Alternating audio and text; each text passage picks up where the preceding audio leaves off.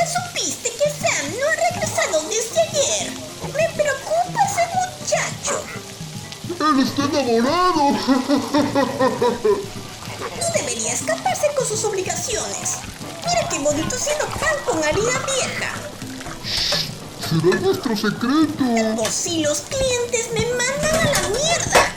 A ti ni te ven. ¿Qué le pasas aquí metido? Ahora hazte a un lado. No estorbes que tengo trastes que lavar. ¡Ay, estas ollas! ¡No va a tener espacio! Olvidaba qué día soy, demonios.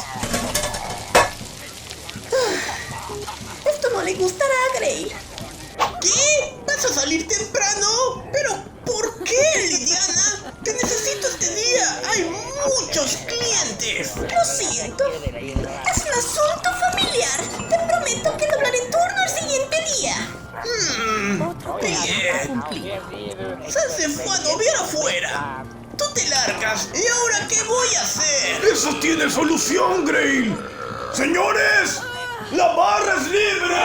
¡Buena idea! ¿Qué?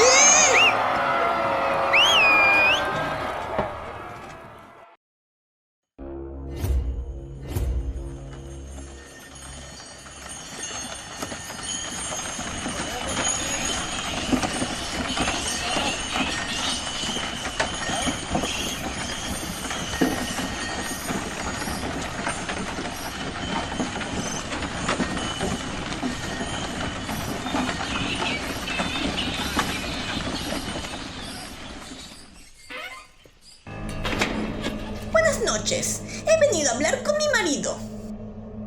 Señora, el calabozo es grande. ¿Cuál es el nombre de su marido?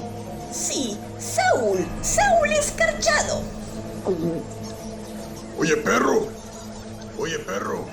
La mujer del torcido se ha presentado. ¿Qué hacemos? Dile que pase y me acompañe. Estamos a punto de moverlo de celda. Pobre Saúl. Una visita conyugal no le haría mal luego del maldito infierno que lo espera.